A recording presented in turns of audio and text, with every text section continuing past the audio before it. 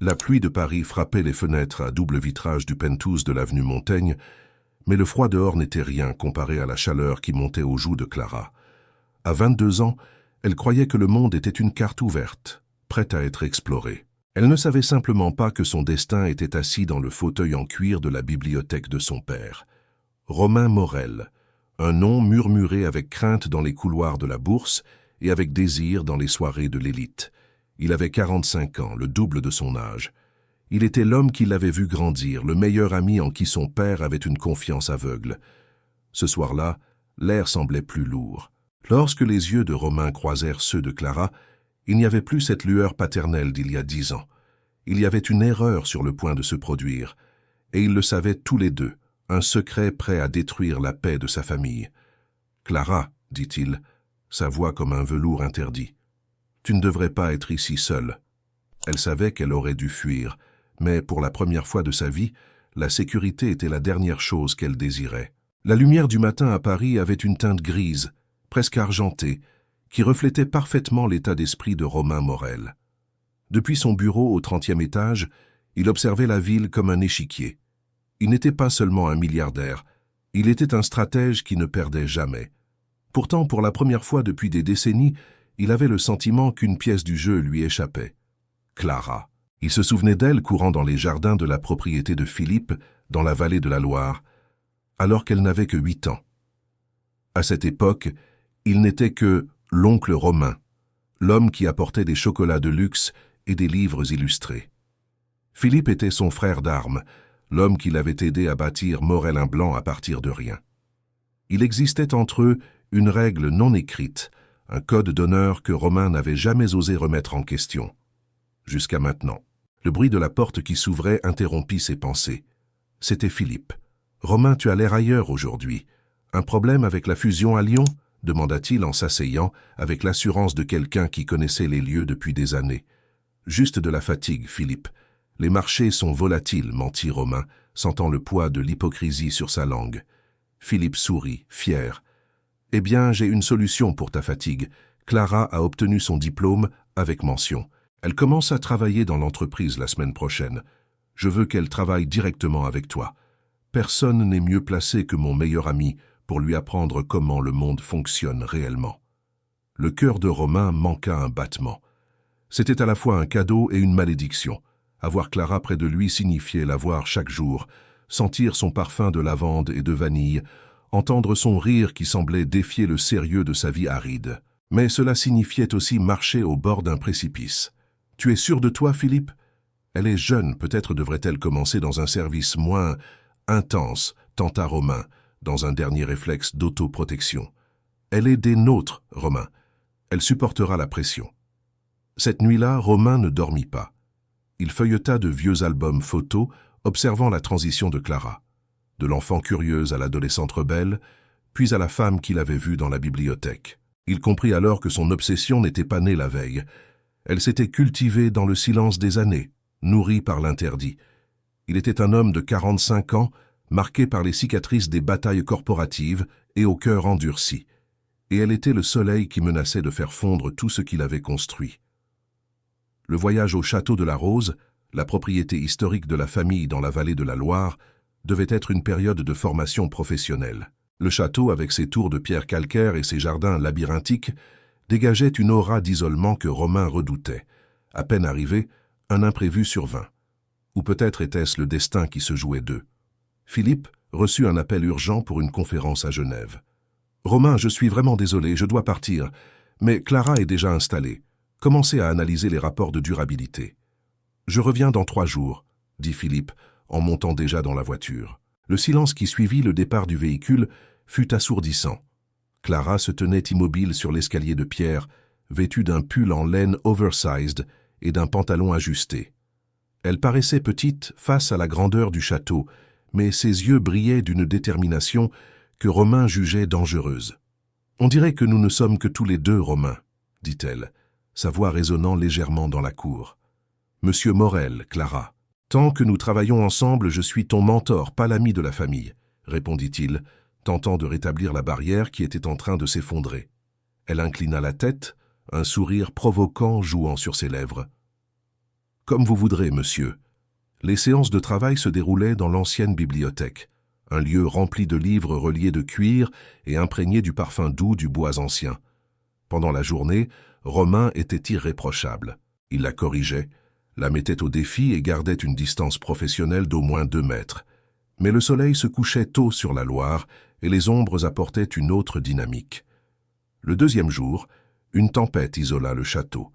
L'électricité vacillait, les obligeant à travailler à la lumière des bougies. « Que vois-tu quand tu me regardes, Romain ?»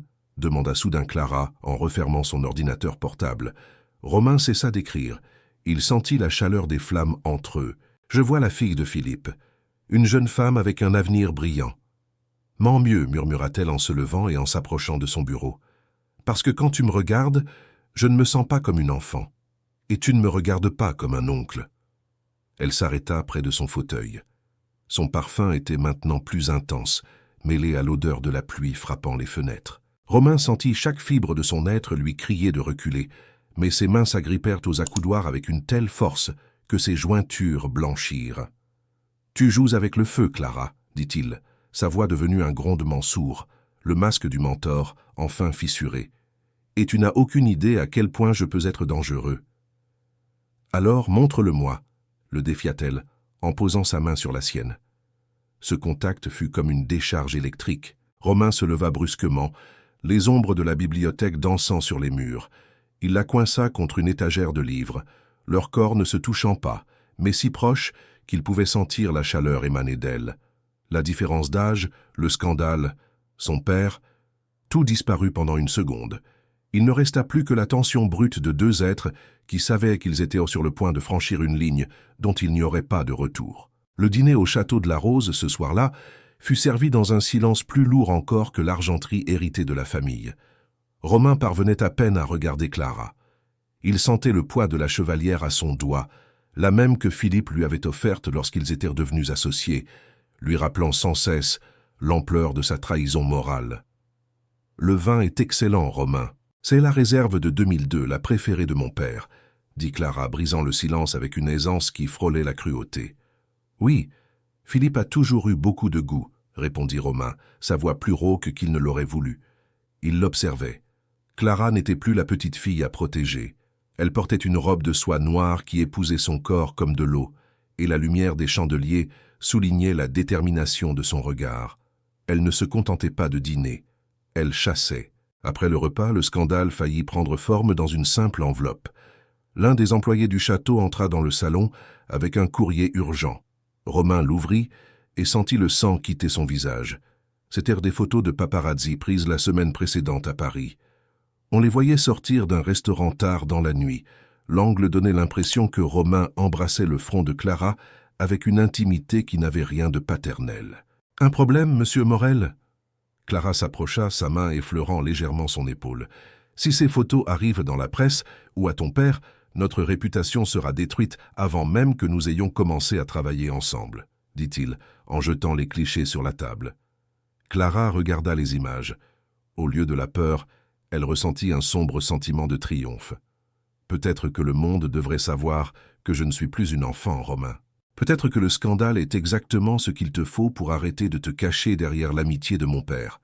Romain la saisit par les bras, sans violence, mais avec une urgence désespérée. Tu ne comprends pas ce qui est en jeu. Moi, je pourrais perdre l'entreprise, mais toi, tu perdrais ta famille. Philippe ne nous pardonnerait jamais. Je l'ai déjà perdu le jour où j'ai commencé à rêver de toi chaque nuit, murmura-t-elle, rapprochant son visage du sien jusqu'à ce que leurs souffles se mêlent. Le scandale n'était plus une menace extérieure. C'était l'incendie qui les consumait déjà de l'intérieur. À cet instant, Romain comprit que la protection qu'il avait promise à Philippe était devenue impossible. Il ne pouvait pas la protéger de l'homme qu'il était lui-même devenu. La tempête au dehors éclata enfin, le tonnerre résonnant dans les vastes salles du château, comme le jugement que Romain redoutait tant. Ils montèrent vers les étages supérieurs. Romain avait l'intention de s'enfermer dans sa chambre et d'attendre que la raison revienne avec l'aube. Mais ses pas le conduisirent malgré lui dans le couloir où se trouvait la chambre de Clara. La porte était entr'ouverte. Clara se tenait sur le balcon, ignorant la pluie qui commençait à mouiller la soie de sa robe. « Entre, Romain. Je sais que tu n'arrives pas à partir, dit-elle sans se retourner. Il entra. La chambre était faiblement éclairée par la cheminée. Chaque pas qu'il faisait ressemblait à un clou planté dans le cercueil de son honneur.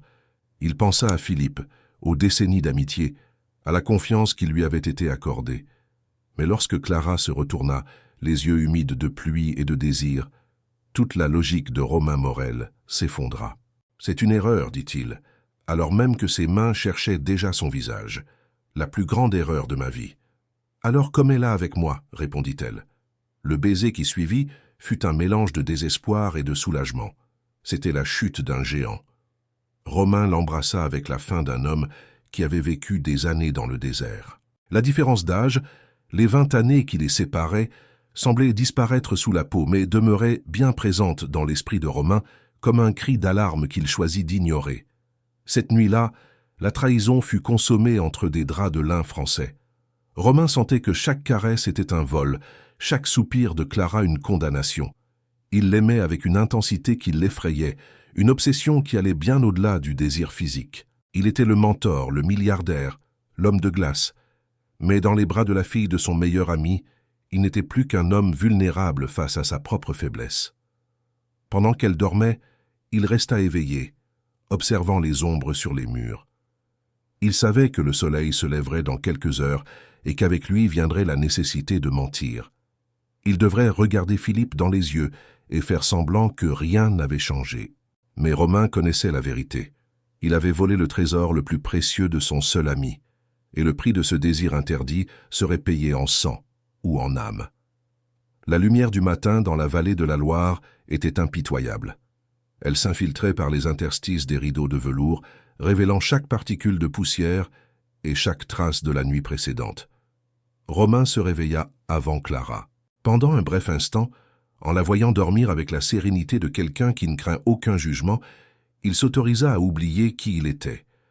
Mais le bruit des pneus écrasant le gravier de la cour, en contrebas, le ramena à la réalité comme une douche glacée. Philippe était de retour, 3 jours plus tôt que prévu. « Clara, réveille-toi, murmura-t-il, la voix tendue. Ton père est là. » La panique qui suivit fut silencieuse et parfaitement chorégraphiée. Romain sortit par l'arrière, empruntant le passage des domestiques qu'il connaissait depuis sa jeunesse, tandis que Clara tentait d'effacer les traces de son parfum dans la chambre. 20 minutes plus tard, ils étaient assis autour de la table en chêne de la salle à manger. Philippe rayonnait, un journal de Genève sous le bras et un sourire qui torturait Romain à chaque seconde. « La conférence a été un succès, Romain, mais j'ai senti que je devais rentrer pour célébrer avec ma famille. »« Alors comment se sont passés les progrès de ma petite héritière ?» demanda Philippe, tandis que la gouvernante servait le café et les croissants. « Elle est dévouée, Philippe. »« Impressionnamment dévouée, » répondit Romain, les yeux fixés sur sa tasse de café pour éviter tout contact visuel. Il avait l'impression que n'importe qui d'un peu attentif pouvait voir la marque invisible de la trahison gravée sur son front. Clara, en revanche, affichait un calme troublant. « J'ai appris des leçons que je n'oublierai jamais, papa. Monsieur Morel est un mentor très complet. » L'ambiguïté dans sa voix noua l'estomac de Romain. Elle jouait avec le danger, testant les limites de la perception de Philippe. Pour Philippe, ce n'était que la fierté d'un père. Pour Romain, c'était le bruit d'une guillotine que l'on préparait. La conversation se poursuivit autour des actions, des fusions et du marché immobilier parisien, mais sous la table, la tension était palpable. Romain sentait l'air lui manquer. Le château, autrefois son refuge, lui semblait désormais une prison de luxe où chaque tableau accroché au mur le regardait avec jugement. Le retour à Paris n'apporta aucune paix. Au contraire, la ville semblait avoir des yeux à chaque coin de rue. Romain tenta de s'éloigner de Clara, refusant de rester seul avec elle au bureau, mais l'obsession avait déjà pris racine trop profondément. À la fin de la semaine, une enveloppe brune fut déposée sur la table en chêne de son bureau privé. Ce n'était pas du courrier officiel, il n'y avait pas d'expéditeur. À l'intérieur, il n'y avait pas seulement les photos des paparazzi qu'il connaissait déjà, mais quelque chose de bien pire. Un enregistrement audio d'une conversation chuchotée entre lui et Clara dans le couloir du château. « Je suis l'homme dont tu devrais être protégé ?» La voix de Romain résonnait dans l'appareil claire et accusatrice. « Merde !» grogna-t-il en claquant violemment la porte de son bureau. Quelques minutes plus tard, son téléphone sonna. Numéro privé. Monsieur Morel, il semblerait que le lion de l'avenue Montaigne est un faible pour une proie bien jeune, n'est-ce pas? La voix était déformée, mais Romain aurait reconnu cette arrogance entre mille. C'était Marc Valois, un rival d'affaires qu'il avait écrasé lors d'un conflit foncier en Provence des années plus tôt. « Que veux-tu, Valois? »« Ce que je veux ce que tu m'as pris. La concession du port de Marseille. En échange, ces photos et cet enregistrement disparaissent. Sinon, eh bien je me demande comment le cœur de Philippe réagirait en apprenant que l'homme qu'il appelle son frère couche avec sa fille. » Romain sentit le poids du monde s'abattre sur ses épaules. S'il cédait, il perdrait des milliards et sa réputation professionnelle. S'il refusait, il perdrait la seule chose qui comptait vraiment désormais, le respect de son meilleur ami, et peut-être Clara elle-même. Il fixa un rendez-vous secret dans un bistrot discret du Marais, un endroit où l'élite parisienne ne mettait jamais les pieds. Il devait régler cela avant que l'incendie ne devienne incontrôlable. Mais ce que Romain ignorait, c'est que Clara écoutait derrière la porte. Et elle n'était pas du genre à laisser les autres décider de son destin. Pendant que Romain faisait face au chantage de Valois, Clara commença à fouiller dans les archives privées de son père. Elle sentait qu'il y avait quelque chose de plus dans la relation entre Romain et sa famille, quelque chose qui dépassait l'amitié et les affaires. Au fond d'un ancien coffre-fort, dans la bibliothèque de Philippe, elle trouva une lettre jaunie, datée d'il y a 23 ans, un an avant sa naissance. La lettre était signée de sa mère, décédée alors que Clara était encore enfant. « Romain, je ne peux plus cacher cela à Philippe. Ce qui s'est passé entre nous a été une erreur, mais ses conséquences sont permanentes. Je t'en prie, promets-moi que, quoi qu'il arrive, tu veilleras sur elle si je ne suis plus là. » Le monde de Clara vacilla. La lettre n'était pas explicite, mais l'implication était dévastatrice. Était-il possible que le age gap ne soit pas le seul tabou dans cette histoire? Était-il possible que Romain sache quelque chose sur son origine, quelque chose qui pourrait tout bouleverser? La tension n'était plus seulement celle du désir interdit, mais celle d'un enchevêtrement de mensonges générationnels, prêts à s'effondrer sur eux tous. La nuit parisienne était enveloppée d'un brouillard dense qui semblait étouffer les bruits de la ville. Romain Morel marchait dans le quartier du Marais, ses bottes de cuir claquant sur le pavé humide. Il avait choisi le silence, un bistrot d'angle qui sentait le tabac froid et le vin bon marché, l'endroit idéal pour les hommes qui ne voulaient pas être vus. Il entra et aperçut Marc Valois assis au fond de la salle. Valois affichait un sourire triomphant qui fit bouillir le sang de Romain. « Tu es en retard, Romain. » L'âge commence à peser, lança Valois en faisant glisser une tablette sur la table. À l'écran, une vidéo de sécurité du château montrait Romain entrant dans la chambre de Clara tard dans la nuit. Romain s'assit, conservant la posture de celui qui détenait encore le pouvoir, malgré la sensation que le sol se dérobait sous ses pieds. « Tu crois vraiment que ce petit jeu d'espionnage va te donner ce que tu veux, Marc? Marseille n'est pas quelque chose que je peux servir sur un plateau d'argent. »« Ça, je pense que tu trouveras un moyen, » siffla Valois. « Imagine le titre dans Le Monde, le mentor et l'héritière, le scandale qui a détruit Morel à Blanc. Philippe ferait une crise cardiaque avant même d'arriver au 2e paragraphe. Et Clara, sa réputation serait morte avant même d'avoir commencé. » Romain se pencha en avant, sa voix devenant un murmure dangereux. « Si tu touches à son nom, si tu poses ne serait-ce qu'un regard dans la direction de cette famille, je te garantis que tu ne feras plus jamais d'affaires sur ce continent. J'ai plus de squelettes dans mes placards que tu n'as d'argent sur ton compte, Marc. Ne teste pas ma patience. » La négociation était une danse de couteaux. Romain savait qu'il devait gagner du temps.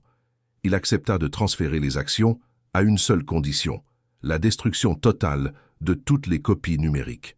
Mais en quittant le bistrot, il sentit qu'il ne faisait que retarder l'inévitable.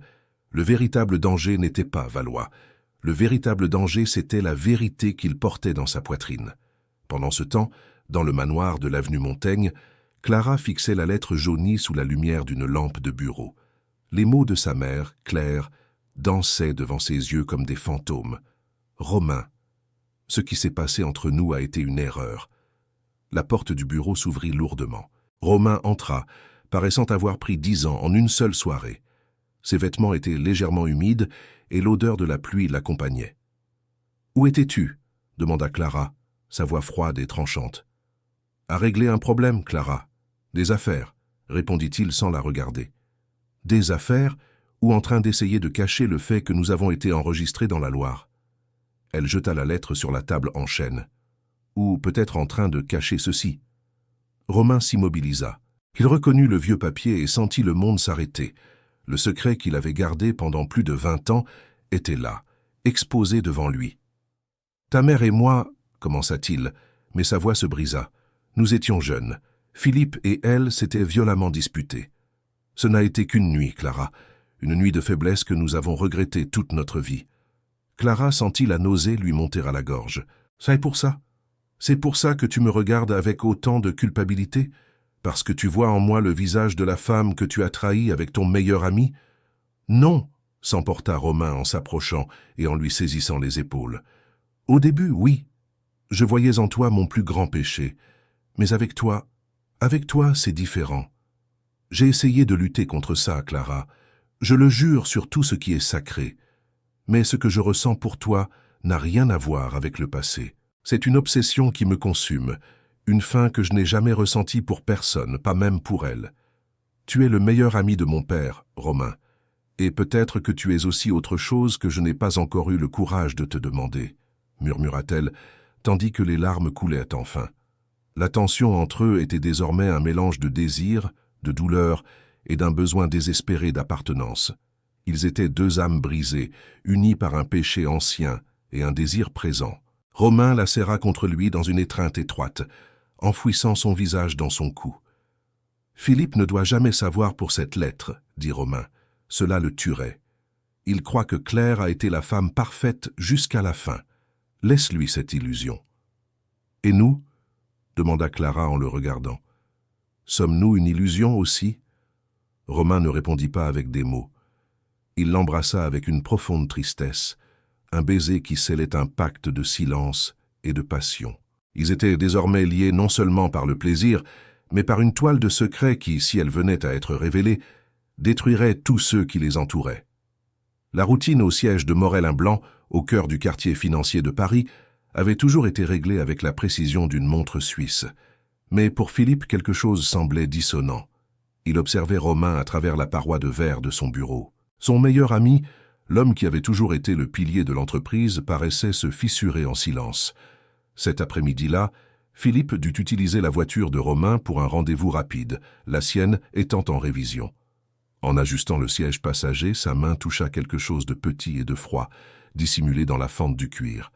C'était une boucle d'oreille en perles noires. Philippe sentit sa poitrine se serrer.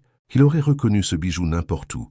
C'était lui qui l'avait offert à Clara pour son 21e anniversaire. « Qu'est-ce que ça fait ici ?»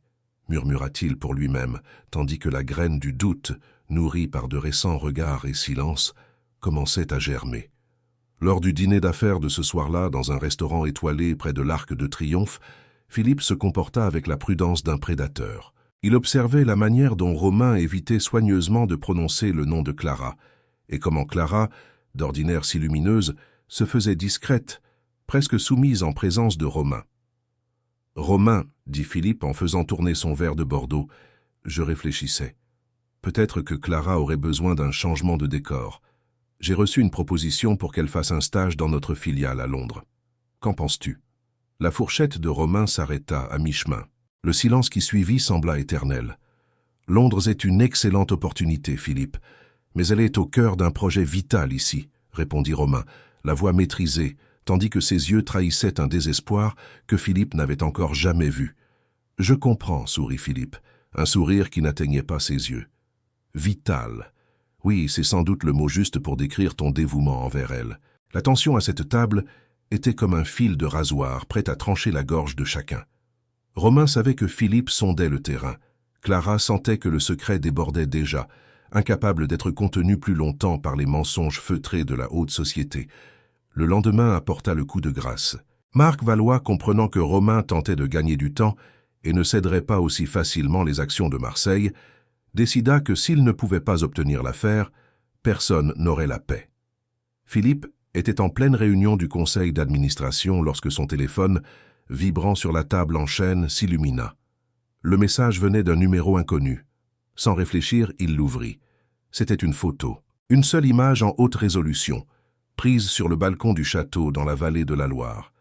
La silhouette de Romain y était immistacable, tout comme celle de Clara, abandonnée à un baiser qui respirait tout sauf l'innocence. Philippe sentit l'air lui manquer. Le monde qu'il avait bâti, fondé sur la loyauté de Romain et la pureté de sa fille, s'effondra en une fraction de seconde. Il se leva brusquement, la chaise raclant le sol dans un grincement strident qui coupa la parole au directeur financier. « La réunion est terminée, dit-il, sa voix semblant venir d'outre-tombe. Il se dirigea droit vers le bureau de Romain. Il ne frappa pas. Philippe entra comme une tempête, jetant son téléphone sur le bureau de Romain. L'appareil glissa sur des dossiers valant des milliards d'euros et s'arrêta juste sous les yeux de son meilleur ami. « Dis-moi que c'est un montage, Romain, » siffla Philippe, les veines du cou saillantes. « Dis-moi que tu n'es pas le monstre que je vois sur cet écran. » Romain regarda la photo. Il ne tenta pas de nier. Il ne chercha pas d'excuses professionnelles. Il ferma simplement les yeux et laissa échapper un soupir de défaite. « J'ai essayé d'arrêter, Philippe. Je te jure que j'ai essayé. » Le coup de poing de Philippe fut rapide, chargé de 20 années d'amitié trahie. Romain recula et tomba, le coin de la bouche en sang, mais il ne rendit pas le coup. Il avait le sentiment de mériter chaque parcelle de cette douleur. « Elle a la moitié de ton âge. C'est ma fille !» hurla Philippe, les larmes de rage coulant enfin. « Je t'ai confié ma vie. Je t'ai confié son avenir. »« Je l'aime, Philippe, » dit Romain en se relevant avec difficulté. « Et ce n'est pas l'amour que tu imagines. C'est quelque chose qui me détruit et me reconstruit chaque jour. Je sais ce que cela fait de moi. Je sais ce que j'ai perdu, mais je ne peux plus mentir. » La porte s'ouvrit et Clara entra. Elle vit le sang sur le visage de Romain et le désespoir sur celui de son père. Elle ne courut pas vers son père pour implorer son pardon. Elle se plaça aux côtés de Romain. « Ne le blâme pas seul, papa, dit-elle, la voix ferme malgré le tremblement de ses mains. C'était mon choix autant que le sien. Tu voulais que j'apprenne comment fonctionne le monde? J'ai appris que le monde est cruel, mais que le seul endroit où je me sens vraiment vivante, c'est aux côtés de l'homme que tu m'as appris à admirer. » Philippe les regarda tous les deux, l'associé qui était comme un frère et la fille qui était toute sa vie, et comprit que la trahison était totale. L'empire Morel et Blanc tenait encore debout, mais la famille qui le soutenait n'était plus qu'un champ de cendres. Le silence qui suivit l'affrontement dans le bureau fut plus assourdissant encore que les cris de Philippe. Paris semblait avoir perdu ses couleurs. Romain fut contraint de renoncer à son poste de PDG de Morel & Blanc en moins de 24 heures. Pour les marchés, il s'agissait d'une retraite anticipée pour raison de santé. Pour les trois concernés, c'était un bannissement. Romain se réfugia dans une petite maison de pierre en Bretagne, face à une mer déchaînée. Là, loin du luxe de l'avenue Montaigne, il affrontait le fantôme de la trahison. Chaque vague qui se brisait contre les rochers lui rappelait la fureur de Philippe. Il passait ses journées à marcher le long de la côte, sentant pour la première fois le poids de l'âge. Sans le pouvoir, sans l'argent et sans l'entreprise, qui était Romain Morel? Il n'était plus qu'un homme qui avait échangé le monde contre un regard interdit. Philippe, de son côté, tenta d'effacer l'existence même de Romain. Il changea les mots de passe, les contrats, les testaments. Mais il ne parvint pas à effacer la mémoire de Clara. Le manoir parisien devint un mausolée. Il refusait de parler à sa fille, mais passait des nuits entières à fixer la porte de sa chambre, attendant le bruit de ses pas, un son qui ne venait jamais. Clara séjournait dans un hôtel du quartier latin. Elle avait tout laissé derrière elle, la carte de crédit illimitée, le nom prestigieux et la sécurité de l'empire de son père. Elle travaillait désormais dans une petite galerie d'art, menant une vie qu'elle avait elle-même choisie. Un soir, des mois après le scandale, elle reçut une lettre. Il n'y avait pas d'expéditeur, seulement le cachet de la Bretagne. « Clara, j'ai essayé de me convaincre que te quitter était mon dernier acte de protection, mais une protection sans toi n'est qu'une lente façon de mourir. Je n'ai plus rien à t'offrir, si ce n'est l'homme que je suis réellement, sans les milliards ni les masques. Si tu peux encore me regarder sans voir uniquement l'erreur de ton père, je serai au port de Saint-Malo dimanche. » Le conflit intérieur de Clara fut dévastateur. Aller à sa rencontre signifiait rompre définitivement avec Philippe, l'homme qu'il avait aimé plus que tout. Rester, c'était continuer à vivre un mensonge confortable mais vide. Elle regarda la lettre de sa mère, celle qui parlait d'erreurs et de conséquences, et comprit que le destin était cyclique. Elle ne voulait pas seulement l'amour de Romain, elle voulait la vérité, celle qui n'existait qu'entre eux. 1 an plus tard, Paris restait magnifique sous la lumière de l'automne. Philippe était assis sur son banc favori, dans le jardin des Tuileries.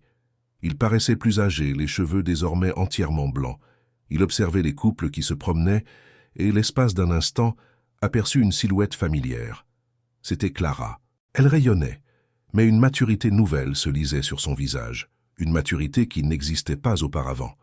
Elle n'était pas seule. Romain marchait à ses côtés. Il ne portait plus ses costumes 3 pièces sur mesure. Il était vêtu d'un simple manteau de laine et semblait plus apaisé que Philippe ne l'avait jamais vu. Ils ne s'approchèrent pas. Le gouffre entre eux demeurait trop profond pour être franchi par une étreinte, mais il y eut un signe de tête, une reconnaissance silencieuse que la vie avait suivi des chemins tortueux mais nécessaires. Romain et Clara vivaient désormais dans un petit village près de Nice. Le scandale avait été oublié par le public, remplacé par de nouveaux drames de l'élite. Mais pour eux, la différence d'âge et le passé avec Philippe étaient des cicatrices qu'ils portaient avec fierté. Ils avaient survécu au jugement du monde et au poids de leur propre culpabilité. L'histoire s'achève alors qu'ils marchent le long de la Seine. Leur amour n'était pas le cliché des contes de fées, c'était un roman français, complexe, douloureux et terriblement réel. Romain regarda Clara et, pour la première fois de toute sa vie de milliardaire, il sentit qu'il possédait quelque chose que l'argent ne pourrait jamais acheter, la liberté d'aimer celle qu'il n'aurait jamais dû aimer, mais qu'il n'avait jamais pu éviter. Si cette histoire vous a touché, si vous aimez les récits où l'amour défie les règles, le temps et la morale, alors ce n'est que le début. Abonnez-vous au canal pour découvrir d'autres histoires intenses, complexes et profondément humaines. Ici, on ne raconte pas des contes de fées, on raconte la vérité des sentiments.